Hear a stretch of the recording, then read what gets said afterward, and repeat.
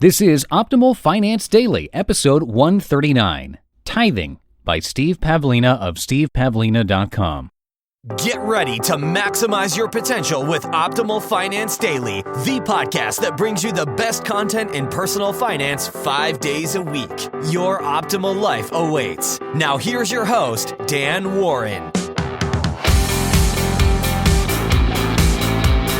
Hi everybody, welcome back to Optimal Finance Daily, where I read to you daily, every Monday through Friday, from some of the very best personal finance blogs anywhere. And before we get into today's post from Steve Pavlina of stevepavlina.com, wanted to ask you once again if you have subscribed to this show yet. It really helps us quite a lot if you do that. You'll get the newest shows delivered to you automatically. It'll also help us a lot in the podcast rankings. So, if you haven't yet done so, please take a second and hit that subscribe button in the podcast app of your choice. And that's it for today's housekeeping. Let's hear our post for the day as we begin optimizing your life.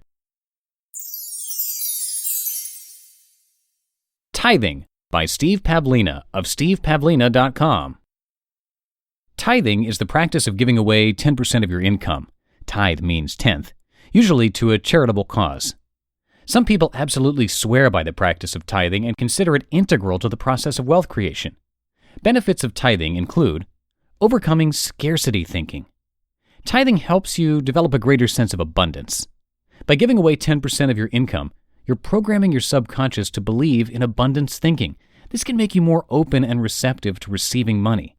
If you think abundance, you're more likely to experience abundance. Supporting a worthy cause. If the money you tithe is put to good use, you can financially support a cause that's important to you. Achieve greater wealth. Whenever you earn more money, your tithes increase as well, so your cause or causes get greater financial support. This can be extremely motivating for some people.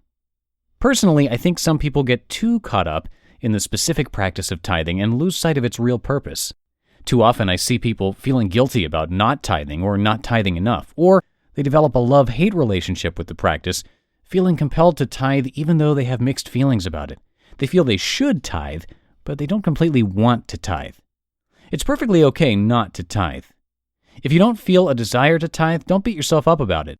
Let go of the guilt and forgive yourself. Not tithing doesn't make you a bad person. Tithing must be done from a state of abundance. If you harbor thoughts of scarcity as you tithe, then tithing will only become a source of incongruence and pain for you. Consider the true purpose of tithing. The purpose is to serve the highest good of all. But tithing is only one of many ways to serve the highest good, certainly not the only way. There are many other ways to serve the greater good, and here are some ideas. Give time. Donate time to a cause you find worthy. Perform an act of service. Give information. Write articles or start a blog to share your knowledge freely with others who may benefit from it. Give talents. Use your skills to help someone who can't afford to pay for them. Give acknowledgement. Smile at people. Give someone a kind word today. Acknowledge a job well done. Give encouragement. Be supportive of those around you and let others know you care about them. Give thoughts. Intend the best for other people. Pray or meditate for others if those practices have meaning for you. And give touch. Give someone a pat on the back, a handshake, or a hug. Give a massage. Give a night of wild passion. Money is not the only way to give. In my opinion, money is actually the weakest form of giving in comparison to the above. I find other forms of giving to be much more enjoyable. Give congruently. I used to tithe money to charities in the past, but I was never fully comfortable with that practice because there were many charitable causes I felt uneasy about supporting. For example, I don't feel comfortable supporting charities that conduct medical research via torturously cruel experiments on animals. I don't see those charities as truly working for the highest good of all, and it would be incongruent with my personal values to support them. I understand completely that others have different opinions on the subject, but if I am to support a charity, I require that its cause be congruent with my values. If I'm going to support the front end, there must be a back end that I can support as well. If the cause is somehow rooted in cruelty, war, greed, or other scarcity thinking, I'm not going to water those roots. The intention you put into your giving is more important than the particular means of giving. Give in a manner which makes you feel good, not guilty. And if you don't currently have a viable outlet for giving that aligns with your values and makes you feel good, then put out the intention for a new outlet for giving to come into your life. Beyond tithing. As I've driven myself to shed scarcity thinking, I eventually dropped the practice of tithing in favor of aligning my entire life with what I perceive to be the highest good of all. I realized that if I'm giving money to a worthy cause, then perhaps I'm also telling myself that my own life is inherently a less worthy cause. This isn't necessarily true of you, but when I looked within, I saw that it was true of me.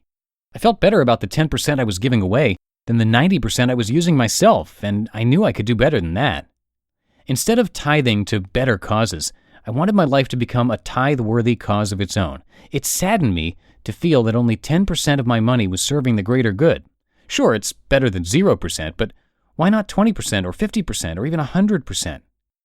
In order to reach those higher percentages, I had to transform my work completely, which I consciously did last year when moving from game development to personal development.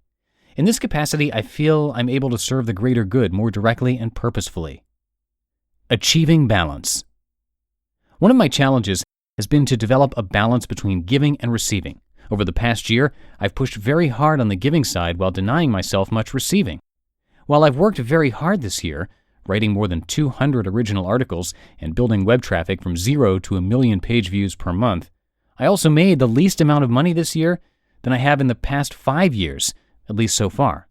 But I came to realize that it wasn't sensible to martyr myself for this cause, and that I was succumbing to limited either-or thinking. What I really needed to do was to balance the acts of giving and receiving. To me, this means inviting greater abundance into my life while simultaneously placing that abundance in service to the greater good.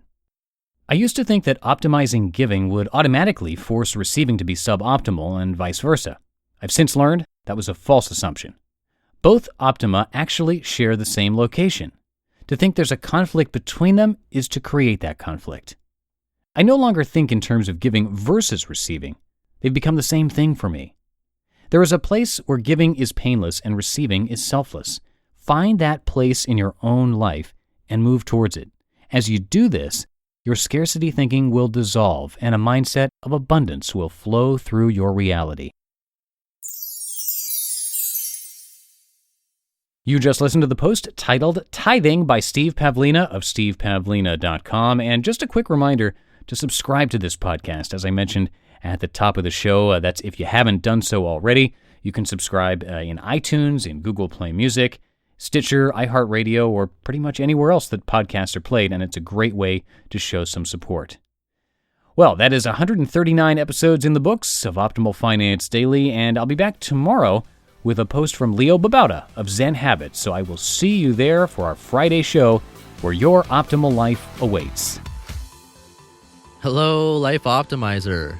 This is Justin Malik, creator and producer of this podcast, but also Optimal Living Daily, the show where I read to you from even more blogs covering finance, productivity, minimalism, personal development, and more from amazing bloggers like Derek Sivers, Zen Habits, The Minimalists, and all the ones you hear on this show too. So if you enjoyed today's episode and like taking amazing blogs on the go, come on over to Optimal Living Daily and subscribe to that one too. And together, we'll start optimizing your life. You've been listening to Optimal Finance Daily. Be sure to hit the subscribe button to stay up to date on each new episode and head to oldpodcast.com, that's OLDpodcast.com, for a free gift as well as more actionable tips and resources to help you maximize your potential. Thanks for joining us, and remember, your optimal life awaits.